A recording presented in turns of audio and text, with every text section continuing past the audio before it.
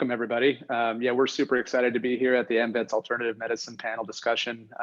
The focus for this panel, and I'm very lucky to have some distinguished guests here with me, is focused on cannabis research, cannabinoid research, and certainly the outcomes we hope will lay the groundwork with some discussion at a high level.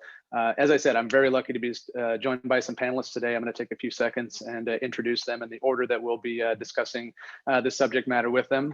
First and foremost, Dr. Patricia Green-Powell. She's the Executive Director for the Florida A&M University Medical Marijuana Education and Research Initiative. Great to have her on. That's an amazing acronym that you have associated with your title as well, Dr. Green-Powell. And yeah, she's going to give us some great context of how the educational initiatives and research initiatives are playing out specifically in Florida. Next up, we've got Dale Sky Jones, Executive Chancellor for Oaksterdam University. Again, a great private institution, more representative on certainly the entire national network, but footprint in the West Coast. So it'll be great to get that paradox between the two university experiences and how those are manifesting themselves. And then we're fortunate to have Brian Buckley, CEO of Hellman Valley Growers Company. He's done some great research in the space, certainly a great service to the country throughout his career. And again, we're just super fortunate to have these panelists joining us. And I did want to take a minute just to hopefully kind of summarize what our mission looks like as far as a mission statement. And really, we're looking to discuss its needed research initiatives that support equitable access to cannabis as a medicinal treatment option, and the need for educational and research support initiatives to continue driving certainly inclusive representation within the medical cannabis use, business operations, and ownership, and some key conditions and considerations along the way. Certainly, cannabis research condition related with chronic pain, PTSD, opioid addiction, even the novel coronavirus. There's so much a world of potential out there that we're hoping to advocate for research to continue to be completed on. And so with that, let's go ahead and start with Dr. Patricia Green-Powell. I think if you'd want to, Dr. Powell, why don't you take a moment, just talk a little bit about your experience at FAMU, what that looks like in the Florida medical market where you're working currently with the university. I will. Thank you so much. That's a great way to segue into the Florida A&M University Medical Marijuana Education Research Initiative, where we were charged by the Florida legislature to educate minorities about marijuana for medical use and the consequences of unlawful use of marijuana on minority communities. So it was a very direct mandate from the state of Florida. And of course, I have just enjoyed the work that I've been able to produce for the FAMU Mary. A little bit about myself and how I got in this space, if I may.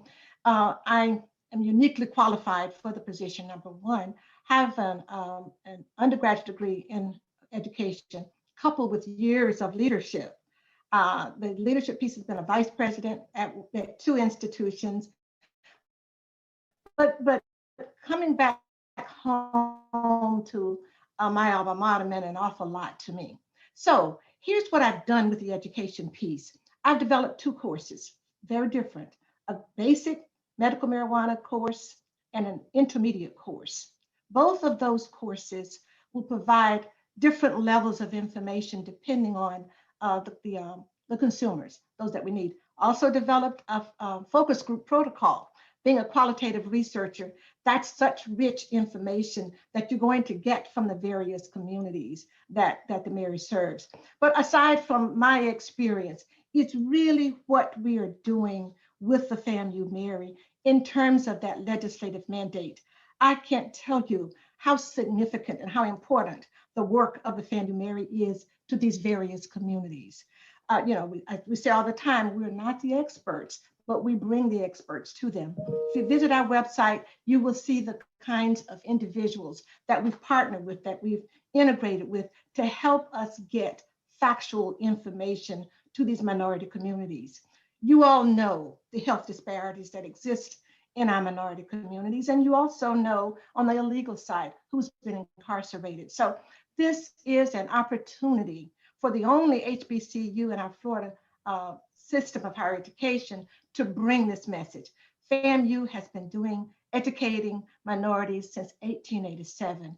And so I take that charge so very dear and close to my heart because there's a lot of misinformation. There's information that we need to get to our minority communities. So it's an education that I have, training that I have, coupled with the charge. And how do we how do we launch this huge charge to reach the diverse communities in the state of Florida? And so, Mary has developed a three-pronged process, and it's education, community engagement, and communication. So, and in this space, I think we have really done some really good work that we're pushing out to our minority communities on various platforms. I'd have to agree. And, every state, I think everybody who is generally understanding of the circumstance, how these different states kind of manifest themselves with respect to certainly legislative provisions, which you commented on, but, understanding Florida is its own unique demographic, certain from an age perspective, likewise a minority perspective. Talk to me just a little bit about some of the challenges that you face when kind of approaching communities, certainly your experience in trying to manifest this legislative directive on behalf of FAMU. What are some of the hurdles that you've had to clear? Well, some of the hurdles that we had, of course, when we, before the pandemic, to shut everything down, we were face to face. And the face to face meant an awful lot to us because you learn an awful lot about those individuals who would come to an education forum, is what we call them. But we didn't try to be the experts. We would impanel a physician, a minister, a pharmacist. We would have someone from law enforcement. If we were in near college, we'd have somebody from the student affairs portion of it, so that they could help us with this information, help us with this heavy lift. But what we have found out, and you all know a little bit about the diversity in the state of Florida, our largest minority population, of course, are Hispanics, followed by African Americans. The third largest are Asian Americans. And so what we have done is, in our collateral, in the information that we push out to our minority communities and make available to them, is in Spanish, French, Haitian Creole, and we'll soon have Mandarin in those. That has helped us tremendously to make certain that we are educating these various groups. So we've employed, as I said, a three-pronged process, but we also leverage each of those. We know that education alone, I could offer the basic course and the intermediate course, and I can conduct the focus groups, but it's the community engagement piece, and it's the radio, television, PSAs that we have. We even have mailers for our rural communities. And I draw upon my own inner strength. I'm a young lady raised in the rural South, where I love to go into the mailbox to get the mail from the mailbox. And so we know that in our minority communities, not everyone has the Zoom and can access Mary on a website. So we do these wonderful, beautiful mailers to 30 rural counties in the state of Florida, and have just gotten just a wealth of information out to them, both on the medicinal side as well as on the unlawful side as well. So we operate embracing all cultures, all ethnic groups, and all education levels. We know that we're going to have college students who want this information, older adults, and you all know that adults learn very differently than our younger people. There's some truth to that andragogy piece that we have to make certain. So we're developing fans with pictures on it that give a message to an elderly population.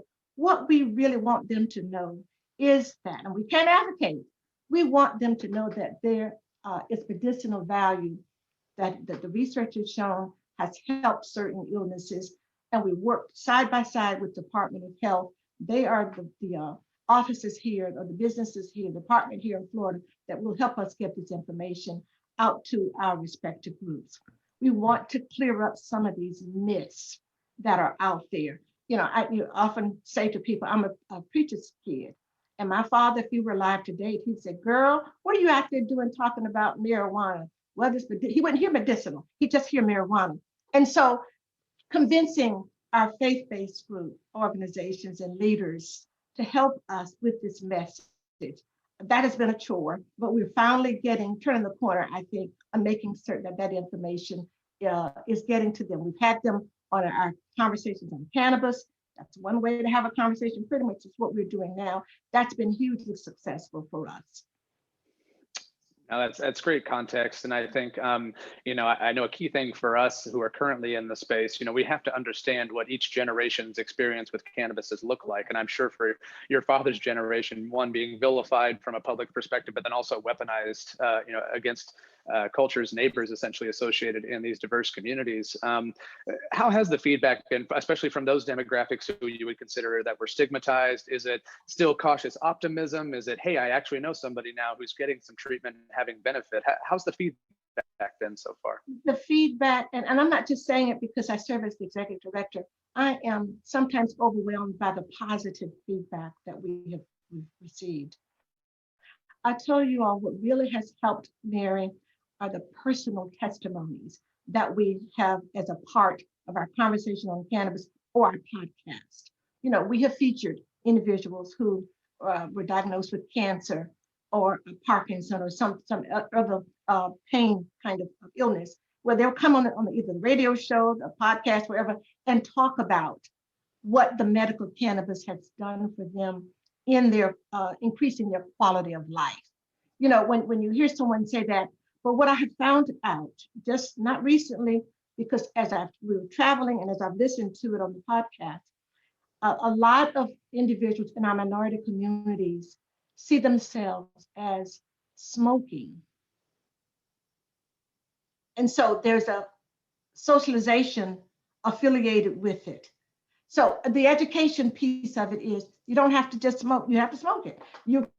There are tinctures and creams and capsules, flour. Once you talk to them and tell them about the various ways, you can see the expression on their face, or they will send something and say, Dr. Green Powell and your team, thank you so much for talking about the administration of how you can consume it. Because in their minds, particularly our older, and I would say this was an African-American female who said that to me. She says, all I could think of was my granddaughter seeing me puffing on a joint. See the picture, see the negative connotation about it, but we're educating them. There are other ways to consume that will bring you the benefits of the medicinal compounds that's in there. Yeah. So just making certain that the information that we're bringing to them is factual. So we really are looked upon in the state of Florida now that we have been in this space for since 2018. We are the trusted source for factual information because they hear us on radio station. And I'm talking, while the charge is for minority communities, minority populations, we're reaching Floridians. That's the good piece of that. You can't listen to a radio station because we're just not on Black radio station. We partnered, some of our partners, they've got huge reach in terms of populations. And so we get as many non-minorities on our cannabis, our live conversation on cannabis, which is our live production. We get more, probably minorities on that show asking questions because it is a live exchange. So we get all these wonderful questions. But I'm just so pleased that Florida A&M University is this trusted institution to bring good quality information at a time when there's still a lot to know. You all know that. We don't know all that we need to know about marijuana for medical use, of course, and the consequences of unlawful use. Well, no, and that's certainly, I think, a credit to your initiatives and becoming that trusted voice in the space. You're absolutely right. There's still a lot of information out there. I think it is getting better than it used to be. It's a little more, easily talked about in circles. But for those who are watching, I think, certainly Dr. Greenpowell's comments, I think for us in the space, and I know the other presenters will lament on this too, but really just that fundamental medical research on form and factor usage, as she mentioned. Yes, it's not the most medically oriented approach to inhale any vapor, let alone a smoked vapor versus a cool vapor. So that, those form and factor clinical trials, they're very straightforward, easy to execute from a big picture perspective, logistical perspective in a pharmaceutical model. But oftentimes you obviously have concerns on the medical research institution side of handling what is currently a Schedule I substance to execute those trials, let alone even a producer to be able to turn out some type of product to be able to get in their hands. The legal mechanisms just aren't there. So that from a research perspective, I think you keyed into a key need, and that's a huge opportunity that, you know, we'll get into some other opportunities from a research perspective too. But let me close with you, Dr. Green Powell. What do you see for next steps for FAMU? How do you see this continuing to build some momentum? What do you hope is in store for you in the next few years? We really want to continue this three-pronged process that we have. We want to make certain that the first thing is to make certain we respond to the legislative mandate. But we know enough from our feedback that we are changing behavior. We're making certain that I've got data to show. So here's what we did with your state funds. So that piece we do know. We really want to get more into helping individuals get off the opioids. Once again, I can't advocate, but I do know what the research is saying out there. We just had a physician on one of our shows who talked about it.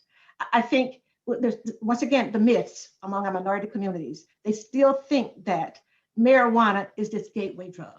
So we have to clear up those kinds of myths out there so that individuals can say and relax and say, you know, I have glaucoma, PTSD, or Parkinson, or whatever the qualifying conditions are in the state of Florida. I want to give this a try.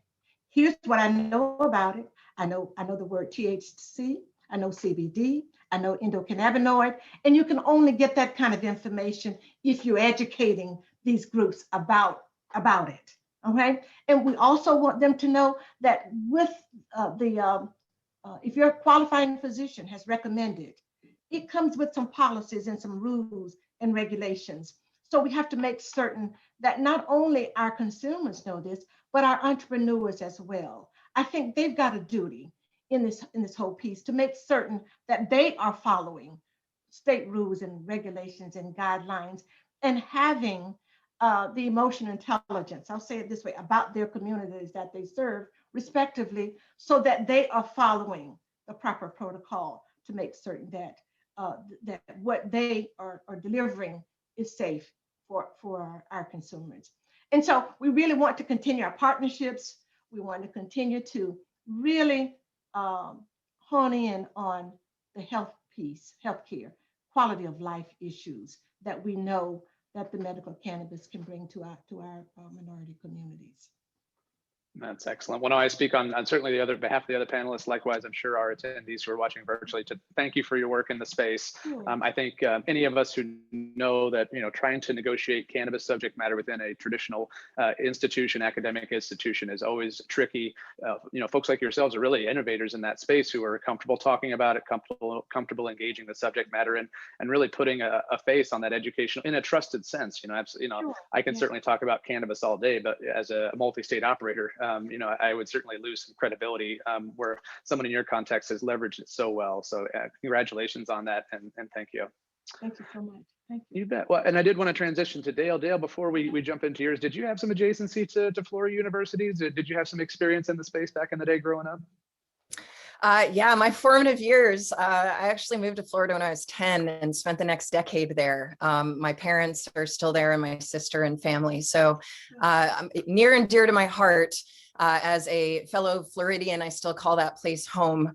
And where have you been all my life? Dr. Green Powell, everything that you just spoke to is, you know, the legacy of what we've been working on for a quarter century, and to hear it come from your lips in this context, it's hard not to just grin like an idiot in this moment listening to you talk. So I do look forward. I hope that we can collaborate because it sounds like we're intellectually aligned and have a lot in common to improve the situation for a lot of disadvantaged and disenfranchised individuals and just educate the general public. So thank you.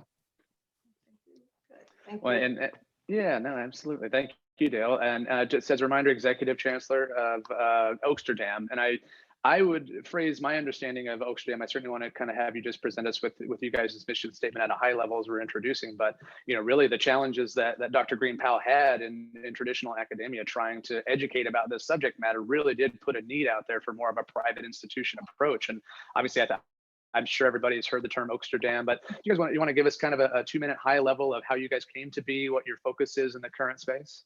Sure, I appreciate it. We actually started a quarter of a century ago. My husband and father of my 3 kids, before I met him, was trying to dispense to medical necessity patients back in the 90s and became the first to be qualified through a city to do so, wound up fighting all the way through to the Supreme. He could no longer dispense to medical necessity patients. And so he had brought other folks into the fight. And in the meantime, formalized the university as a school because there was nothing, no one that was really willing to approach this as serious subject matter. And we had to fight back against a lot of assumptions of like, oh, they're just teaching joint rolling in the back room. Never once taught a joint rolling class, for the record. What we taught, first and foremost, were the basics of not what you want to know first, but what you need to know, which started with the history, politics, and policy, legal, federal versus state law, so that before we taught you how to grow anything, you understood the risks you were undertaking, and also civics, how to mitigate those risks, how to be a responsible patient, what your rights and responsibilities are, so that if you do run into law enforcement, it's a successful encounter, and also advocacy, because we do have to advocate for this choice as medicine or this choice as a business person. There's a lot of conversations that need to be had to overcome it. And so before we taught you what you wanted to know, we taught you what you needed to know. And it started in 2007 of just trying to help qualified patients because we were still ripping them out of bed with semi-automatic weapons to their face because they were choosing cannabis as a last resort. And the school evolved. We just kept adding more courses and classes and days and subject matters, and we're able to triangulate the information across a multitude of subjects, subject matter experts, and bring together programs that have since evolved where we have the overview, the business of cannabis, whether you are trying to get into the industry or you're trying to understand it to interface with it. Perhaps you're in real estate or marketing or CPA, but you still need to understand the pain points of the industry that you serve. We've also expanded our programs to include a full-blown horticulture program that was the first and only hands-on program in the world for 14 years. Looking forward to bringing that back in person soon. But since it's gone online, so we now have online both business and horticulture programs that you can take synchronously with instructors and fellow students from all over the world. Then we also have other certification programs. You can take those self-paced as well for entry into the industry, whether it's bud tending or extractions and manufacturing. We also just started a finance educational program with ArcView that helps explain where to find the money. There's grants, there's loans, there's investors, and what is an angel investor anyway? What are some of the basic financial concepts that you need to understand before you make those choices? And finally, I think I'm most proud of it started as for patients. And then I quickly realized this was not about legalizing cannabis. This was about legalizing humans. And the issue around prohibition and what triggered it, what caused it, why we're here, became the most important moral imperative for me, that this is the most difficult and important social justice and civil rights issue of our time. And that it can start by unwinding the drug war starting here with descheduling marijuana. And we've made something that even the DEA administrative law judge, Francis Young, after reviewing all the evidence, declared cannabis to be the safest therapeutic substance known to man. And yet we continue to make it illegal, and the DEA doesn't have to listen to their own administrative law judge, apparently.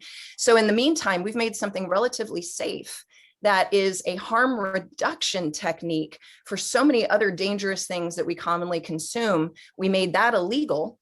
And by the way, because of the nature of how the body metabolizes it, it's also the easiest thing to catch you doing. Even if you're not actively under the influence of cannabis, you can still be busted for it weeks later, months later. And if you lose weight rapidly, 6 months later, because it's stored in your fat cells, not in a toxic way, but it's just stored there because it's an oil of life, your endogenous cannabinoids and your phytocannabinoids. And so just teaching people that This is not the gateway, as you so eloquently put it. This is the exit strategy. And so we also have free classes on oaksterdamuniversity.com, and that's one of them. Pain and opiates and the exit strategy through cannabis that is less dangerous, and a harm reduction technique from not just opiates and opioids, but alcohol, tobacco, many things that kill us quite quickly and easily. That this is a harm reduction to that. And that's a research-based, totally free program, as well as a free program on advocacy. So folks can understand how to have this conversation. Because again, to the doctor's point, we need to be able to talk about this without the stigma. And there are different stigmas depending on especially different age groups, as well as different backgrounds. And we have to have an entirely different conversation with our elders, and especially Black churches, Muslim synagogues. And that's where we started a decade ago, to say, you know, these communities have not only been lied to, but we've all been subjugated by this lie. And we're both compassion industries. Jail is bad for everybody, and we can do better. And so the focus of Oaksterdam is more of a private business school and trade school to teach you how to involve yourself in the industry in a safe and responsible way. But we are also tip of the spear on working towards better policy. To put it bluntly, I do not want to see Jim Crow ensconced into our new cannabis policy reform. And that's what I'm working on now. No, thank you for that summary. And again, it's an amazing legacy in the space. You know, on a personal note, I left California in 2005 because I saw contemporaries with those automatic weapons in their face. And I was just like, sorry, that's seemingly a bit of an overreach, but it's, you know, we've come this far. You guys have done some great work in the space. I think there was two things you kind of mentioned there that I want to expand a little bit more on. First and foremost, so, you know, Oaksterdam essentially has now moved into a national footprint with engagement across the country. That puts you in a unique space to have general, at least understanding or relationships with research firms, say outside of the West Coast, certain research initiatives. Do you mind to talk briefly on some of the things you've seen out there, some of the challenges that they might be having, just associated with cannabis research across your network? Yeah, indeed. And it really boils down to this being a Schedule I drug. And so in 1970, the Controlled Substances Act was put into place with Congress after the 1937 Tax Act was decimated in the Supreme Court. Another fun story to tell another day. And that Controlled Substances Act was supposed to temporarily put marijuana and its derivatives. Schedule I basically means that there's no medical use, that there's a high propensity for abuse and dependency, and that by any means necessary, you are to keep this substance illegal. And that law was passed by Congress. So the ONDCP, the Office of National Drug Control Policy, is required by law to prevent the legalization of Schedule I and II drugs by any means necessary. Let that sink in for a minute. And so if you have one branch of the government required to lie if needed to keep it illegal, you have other branches of government like the IRS who have put into place stipulations that if you are proponing the use, the legalization of a Schedule I or II drug, you are disallowed from being a nonprofit, which happened to the school. We operate as a not-for-profit, which means I look and smell like a nonprofit, but I still pay all the taxes because I'm disallowed because I teach about a Schedule I drug, and we were also plant touching. So the difficulty is twofold. Part of it are the barriers, because it's a Schedule I drug, to things like even safe banking, the nonprofit status, which a lot of times research facilities need to be in order to exist, to get the grants, to be able to function in the research space. But the real blockade is, what are you supposed to research with? Many years ago, the University of Mississippi applied and became the sole source of research cannabis, and then made it for all intents and purposes, impossible to research that cannabis. And so while a few things have shifted over the last few years, it's still, as I would call it, in name only for research capabilities. And the best example that I would point to is Dr. Sue Sicily. She was fired from her first university for the study that she began on veterans with PTSD. And she did eventually find another home, but her ability to research veterans and PTSD was nearly impossible. And when she finally did get the marijuana from the University of Mississippi, and we knew this from the investigative new drug program patients, the IND patients, of which there are still 2 in the program, 3 surviving. I've seen those tins, and you have to work hard. Like, you have to intentionally add the sticks and stems before you roll those joints. Like, you got to work hard to make it that terrible. Never mind that it's often a year or 2 old, stored improperly. But hey, that's what you're going to research with, even amidst the equivalent of a rainforest around us that we have yet to discover with respect to the botanical properties, the varietals, the cannabinoids, the terpenes, the flavonoids that can be produced by the different chemotypes and phenotypes available. And so it's kind of like saying, here's some parsley. You can research parsley and that's it. Nothing else. You're not allowed to look into anything beyond that. And so the limitations, and I invite anyone watching this to look for Sue Sicily. She is going to be on a panel in this particular presentation so that you can hear firsthand her trials and tribulations. But the lack of availability for research is really probably one of the top reasons to deschedule. Is we need to not just legalize cannabis, we need to legalize research on cannabis, and not just on the deleterious effects. The good news that we have on cannabis is from researching the terrible things about cannabis. Just imagine if we were actually able to research the benefits, and traumatic brain injury, TBI, is one of the big ones that show that cannabinoids are not only as effective, but more effective than current treatments with less side effects. And so we need to start demanding this, because how unpatriotic to deny our veterans the one thing that could actually not only help with the medical conditions that they suffered as a result of going to war or going into service, but then to criminalize them when they come home. It's just mind-boggling. And so allowing safe access for veterans, no matter what state they live in, without risk of losing the other benefits they have. For instance, we will not take the GI fund because I don't want to put your benefits at risk. I'd rather hand you a scholarship. No, well said. Absolutely. I think the barriers on the NIDA contract, essentially the supply, and from an MSO's perspective, is that when we were founded 2015, 2016, we were a hyper-regulated medical market in Illinois. So why wouldn't someone like a Cresco Labs look to support research and kind of be able to supplement those contracts? But as you're going through that DEA application, that question, have you now or ever broken federal law? Well, yeah, obviously, we're operating under state mandates, but it just isn't. It's a non-starter for folks in our position. And and credit to your escalating Dr. Sicily's circumstance. I hope everybody kind of understands the story as they go into catch her panel as well. Credit to her for being proactive on the litigation side of ultimately not getting enough progress with this DEA avenue to become a DEA licensed producer for research, going through litigation. And there's been a little bit of optimism, I think, in the last couple of months on at least some review of those applications. But gosh, some of those have been 5 years in the making with lawsuits filed and just no progress, certainly under the previous administration.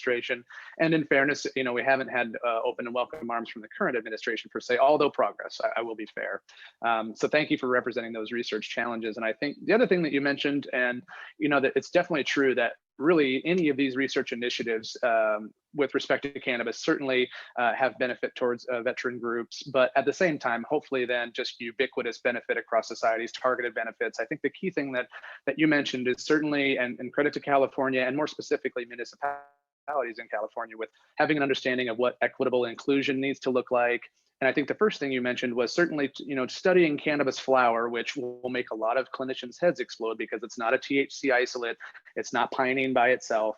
It's this whole plant entourage effect that's actually the most equitable version of cannabis that's available right now. Granted, some of it through illicit market, but I think where I want to tailor your response is certainly on a focus towards equitable inclusion within the space. So when you're talking, you mentioned Oaksterdam focused on business entrepreneurism for minority business owner empowerment, ancillary business support for vendor relationships if you want to get some dollars from the industry but not be a plant touching entity per se. Talk a little bit about kind of ultimately I think it will fuel into California as a leading example of research tailored towards equitable outcomes, and how do we leverage this industry normalization to benefit groups certainly that were disenfranchised or those that are being penalized, such as veterans for coming back after their service. Indeed, and I think that there's a lot of similarities with these groups, and unfortunately we Americans offer a lot of lip service to veterans, but not the action required. We ask you to go give up your life, your families, and your families are just as much in the military as anybody. So when we're talking about disenfranchisement, that can look like different things. And I also want to point out that veterans are a high propensity of having unfortunate law enforcement encounters when they return. And so oftentimes we're talking about the exact same group, and equity doesn't always mean BIPOC. Now, I want to be clear that our Black, Indigenous, our communities of color, without question, have been targeted by the drug war. And at a certain point, the veterans have been disenfranchised. And so in some cases, the mechanisms are different, but the outcome winds up being the same. And a veteran is sitting in jail next to a person of color for the exact same reason, and an inability to articulate to an officer in a way that officer is willing to use their discretion. People often talk about 4-to-1 arrest in cities, that we arrest 4 Black people to every 1 white person for the same quote unquote crime. The reality is that's actually one of the better statistics. In many places, it's 14, 16, 20-to-1. And so the ability to identify what is disenfranchising individuals in our community and making sure that we're removing those barriers. And oftentimes the first barrier is education. Clearly a barrier is cash, money. And in many of these communities, whether it's a veteran who's been off to war or just in service, they weren't building a business. It's similar to the communities of color that we've decimated from being able to build intergenerational wealth. And so there's a lot of similarities. And I think that's why we can band together and work towards this potential future of fairness. California first started the concept. Illinois quickly picked it up. And equity, social equity, means different things to different cities. They define it differently. I would look to San Francisco's equity law to probably see maybe one of the most broad definitions of what means social equity. But it's really, for me, about lowering barriers for entry, making sure that we're not preventing people that have been arrested or convicted of a quote unquote marijuana crime can now not enter the industry or own a business, but also taking some of these tax dollars from adult use sales and using those dollars to reinvest into the very communities that we have targeted and disenfranchised. And I'm not going to say that anyone's got it right yet, but we are learning from different case studies and different approaches by different cities to try to finally develop some best practice approaches that will work. And it's going to be a little different for cities than it is for rural. And I also want to point out that some of these equity programs, even recently, have started to become equity programs for men, because the women have been disenfranchised entirely from the workforce. If you look at losses in the workforce, it was borne by women.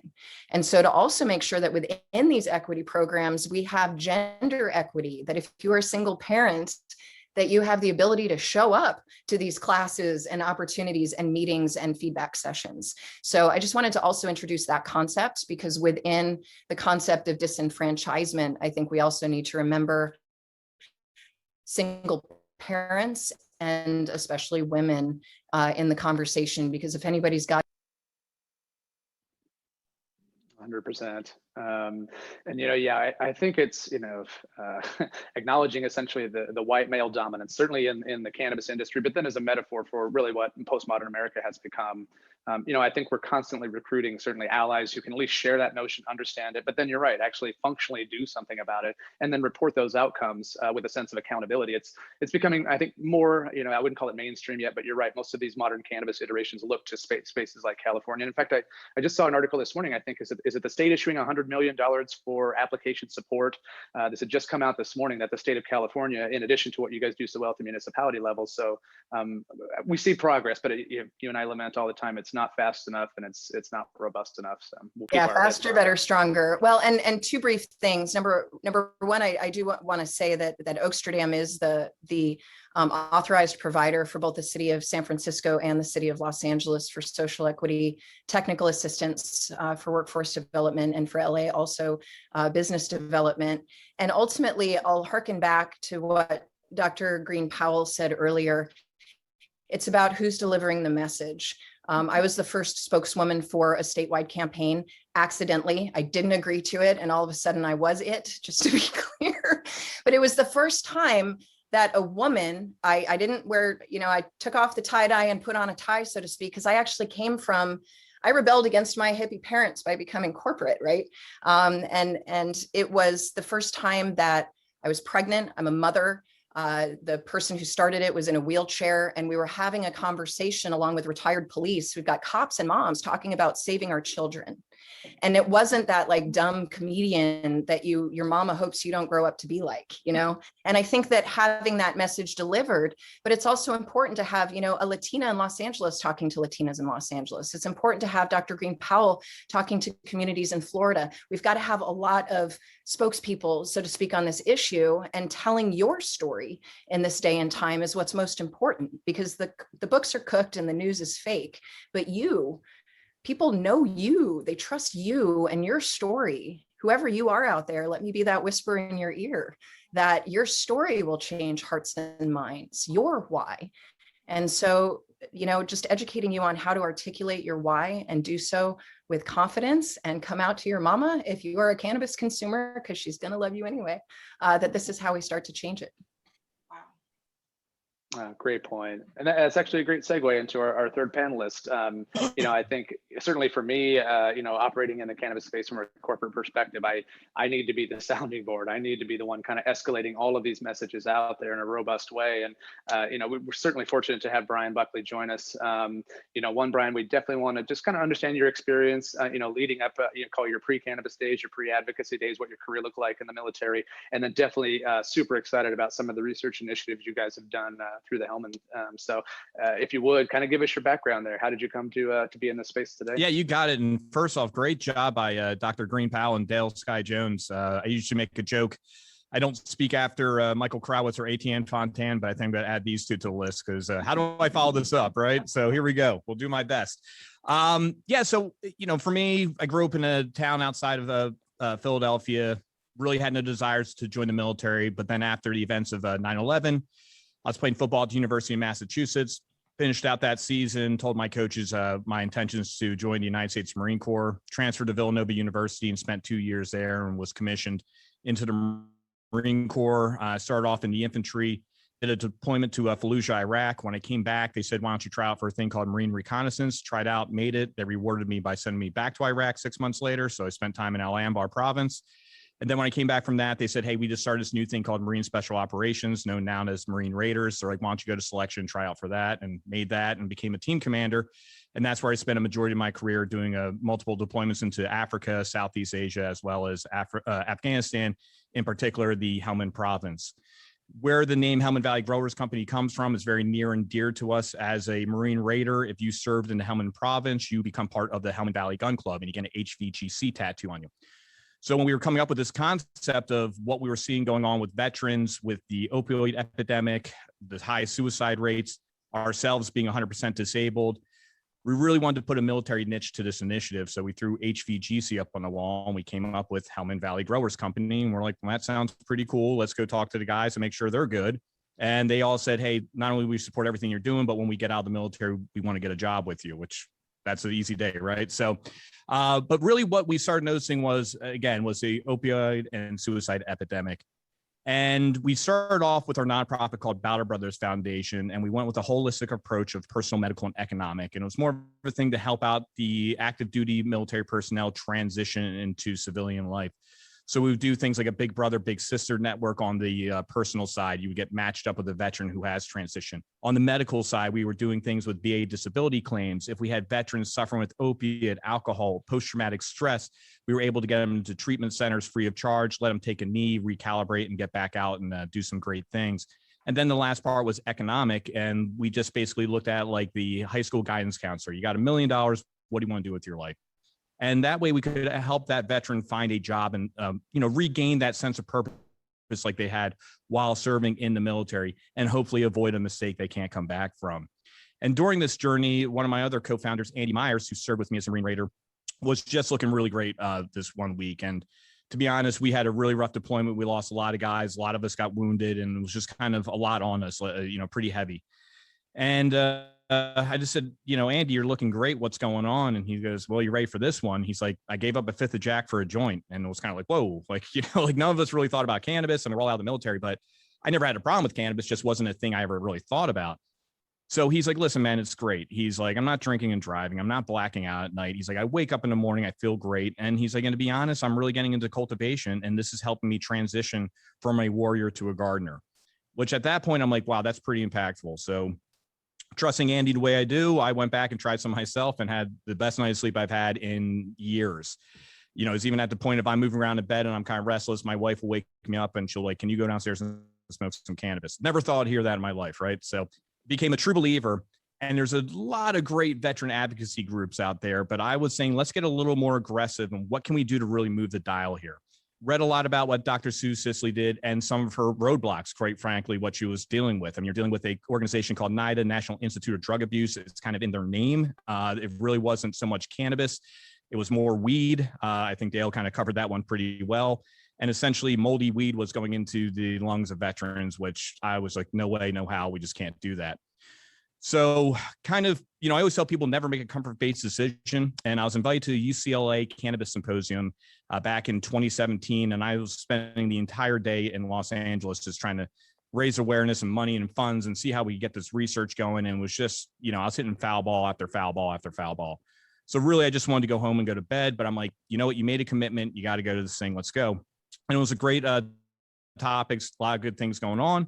Go out and get a coffee break, and I meet a gentleman named Alan Blott, who runs Niametic Healthcare and Research Services that was based out of Israel. Alan was a sergeant major in the Israeli Defense Forces. I started explaining the idea of, hey, I want to do some medical cannabis research and see how we can move this forward, and with the potential of, I don't know, maybe get into the VA. And he said, hey, that sounds great. Let's keep talking. It was at this time I had a moment to talk with some members of the United States Congress and just lay it out there to him, said, what do I have to do in order to get VA into medical cannabis into the VA system?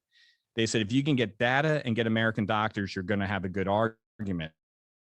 So brought that back to Niametic. We started working on what we were doing.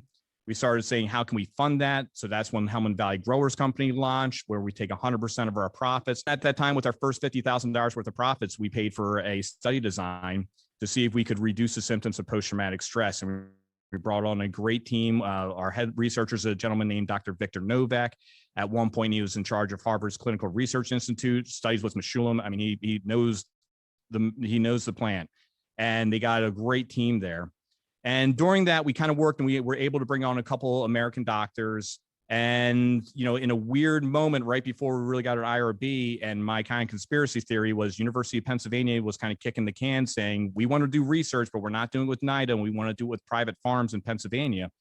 I was kind of sitting there thinking, I wonder what's going to happen here. And then next thing you know, we got a call from University of California at Irvine saying, we're getting an IRB. We want to jump on your research, and you can use our medical facilities to conduct it. And our principal investigator is Dr. Dominguez, who is at UC Irvine as American doctor. So essentially, while we go through our first study, it will be the Israelis leading it, the Americans right by next to them with American veterans taking notes. And that's how we'll start validating our research. And what's nice is we were able to obtain what they call a private IRB. And that was somewhat difficult because when you're dealing with the IRB, they kept bringing up DEA license, DEA applications. And we just said, hey, we don't need that. We're going a different route. And eventually in February, we got approved for it. And we're working hard right now to get that thing up and going. Wow. No, congratulations. And I'm sure I could lament. I think Dale said it certainly well.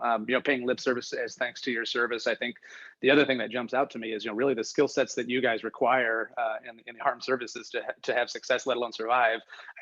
We're fortunate that you're leveraging those, the determination, the grit associated with the process, the overcoming of certain challenges that are just, you can't foresee those types of things. You get to a spot in the path and now all of a sudden you have intransigence at somewhere. And so I know a key question that might be on some of the minds of some of the folks watching today. It's come across the chat here, but if veterans have interest to get involved in these types of studies, do you have some advice on them?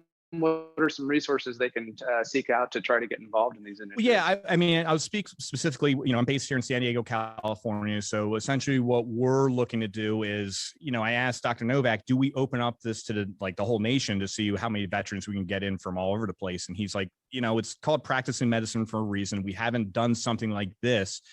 So let's just kind of keep it just to California veterans at first. Cause he's like, I'd hate to say, hey, we got to get that guy from New York or that girl from New York has to fly back in to LA for 2 hours and we're going to send him back.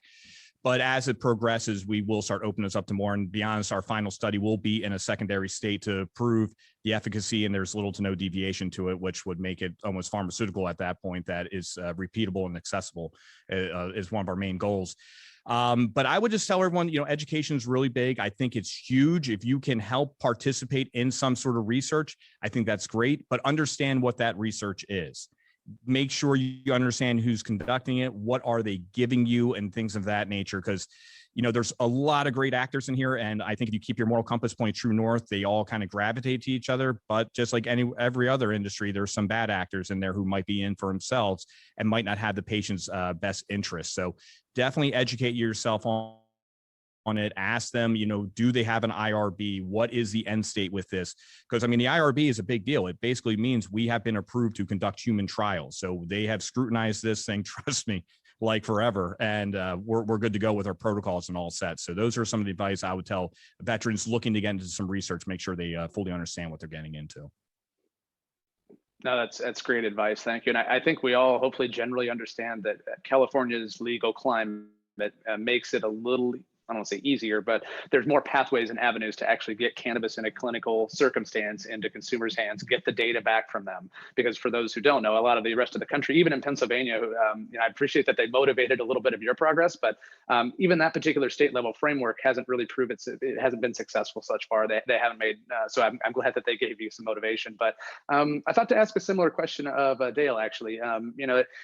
In your experience, what outcome do you see with research for veterans? What do we think would be a reasonable outcome that we could hope within a reasonable amount of time, 2 to 5 years, call it? Ooh, well, if I can say one other thing first, with respect to veterans participating in research, frankly, any research that's done right now outside of the NIDA and that direct line system, it's extraordinarily difficult to get double-blind studies. You basically have to get people that self-select into the study that are already consuming cannabis that are so, and then you wind up with opposition pointing at it saying that the methodology was crap and you shouldn't believe what it says. And so it's this constant battle between what you're allowed to do and what results of it, and then being able to point to those results in a meaningful way that can then change the next policy. Because we still have our politicians screaming, there's not enough research, as they block research, even though there are over 30,000 studies published right now on PubMed. We know more about cannabis and the endocannabinoid system than we do about the Ritalin that's commonly prescribed to your children.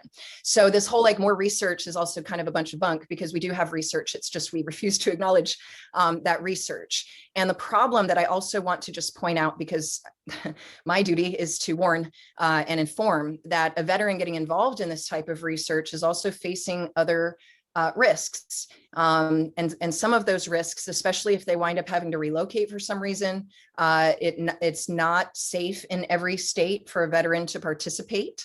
And no matter what state you're in, you still, if you have a weapon, a gun, you can get into a different set of problems. We have completely annihilated the Second Amendment when it comes to cannabis consumers, medical marijuana patients, veterans who use cannabis, responsible gun owners who use cannabis. And I just want to be really clear that if you purchase a new firearm, that you have to fill out on that little federal form if you use any Schedule I drugs.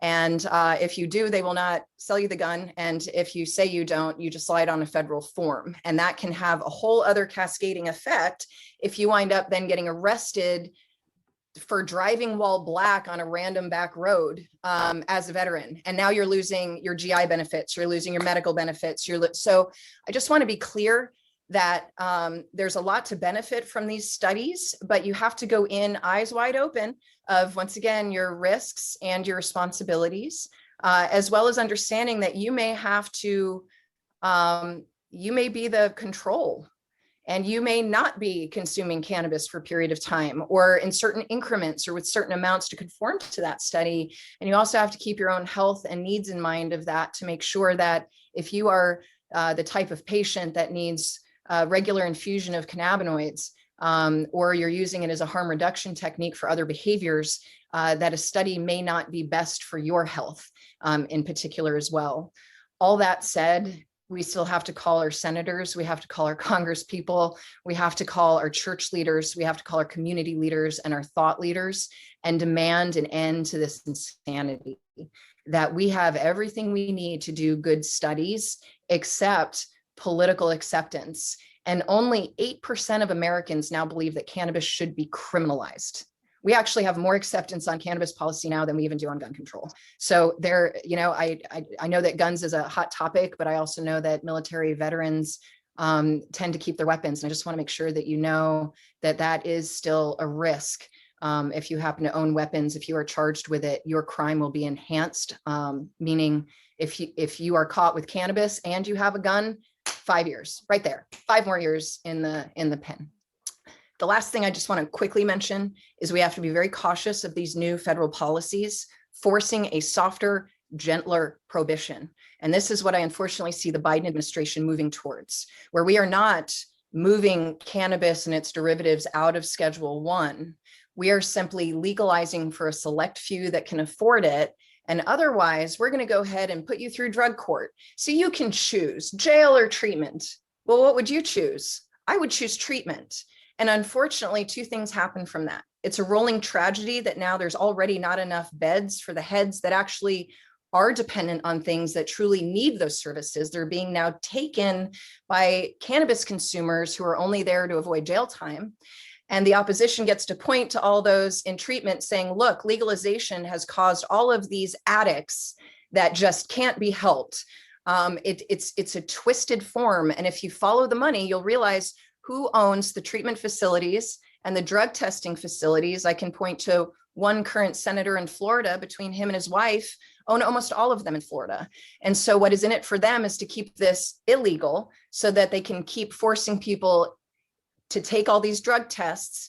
You know, it costs the federal government about $76,000 per drug test to find somebody that pops a positive. Is that worth it? Where are our resources going? So we can change the world. We just have to demand it, because the people lead, not the politicians. And veterans, you guys have the bullhorn here. Dr. Green-Powell, did you have some thoughts? Yes, I really wanted to, say to Dale Scott, where have you been all my life as well? I have to put that question back on you and as well as Brian. This has just been absolutely wonderful. But let me talk just a little bit about minorities in the research space. I am just absolutely concerned. I am what's called an expert, education expert with the University of Florida, who of course they're doing some research, and I was just fortunate enough to become someone who is working with them. What concerns me is the studies, some of the studies, I won't say all of them that's being conducted, minorities are left out of them. And so I asked the question, why aren't more minorities involved in it? Well, one of the doctors said, my patient care is 90% or 95% non-minority. And so I know from the work that Mary is doing, the card is expensive, $75. Then they've got to pay for the examination, that's another 100 and some 200. So it's almost cost prohibitive for minorities to get to access the medical cannabis. But what's the other important piece of it is you'll never find out the impact of minority communities from a health perspective if they're not included in your studies. And women, just kind of forget women, veterans in these studies, period. It's just not happening. They're not included in that space, not at the rate that I think that they need to do. And we need some longitudinal studies as well. I think that would serve us well to study groups over time. But once again, it is the trust in the individual who is bringing the message. I can't tell you how many times I've reached out to various groups and they want to see my picture. Who's this woman who's coming to talk to us about this? And so if they see this Black face, it's a little bit more trusting. That's just interesting to me. It has a lot to do with bringing the message to some of the minority community. Not in all cases, but in some cases, they really do want to know, who is this person that's bringing this message to us? Can we trust her? What's her background? You know what I mean? So, a lot of old cultural kinds of socialization that we have to get past if we're going to be successful in making certain that this message is getting into those who really need it. No, that's very well said. And I know we're bumping up against time, but I did want to represent, Brian, if I think Dale did a great job, talking about some of the liabilities associated with that research for veterans. And Dr. Greenpal certainly talked about the need for inclusion associated with that. But, how do you get past some of those challenges that a personal veteran might go through and try to encourage them to be able to commit to research? Is there some incentives involved? Is it just, hey, you really are, it's a revolutionary type initiative that you'll be taking part of? What kind of advice can you give to veterans who are maybe a little bit on the fence of whether or not they should really pursue being a research subject or jumping into the industry at large? Yeah, sure. I mean, again, it's a personal decision. I think no one cares about veterans more than veterans. And I believe we're all just looking at like, okay, what else can we do? I mean, all of us here at Helmet Valley Growers Company, we all serve together. We're not wearing a uniform, but we still feel like we are serving our country. We just are doing something different. So really it's on them as, are they motivated? Do they want to do it? Do they understand the risks that are involved? And they need to make an adult decision of what they have to do. And that's the great thing about being in this country. You got a choice. So I really think, yeah, there are definitely issues out there, but I think people know how to navigate them smartly, and we'll be okay. No, guys, it's been an eternal pleasure for me to be able to facilitate this conversation. And even I think you guys lamented building the networks between us as stakeholders in the space. It's still a lot of times I know I feel fragmented kind of in my particular lane. I'm sure you guys experience that too. And so credit to AMVETS for really putting this panel together, let alone this healthcare summit. We're beyond thankful, and hope everybody else enjoys the rest of the healthcare summit, and take care of yourselves out there. Amazing. Thank you so much, Jason, for your phenomenal moderation. Can't wait to attend. I want to attend.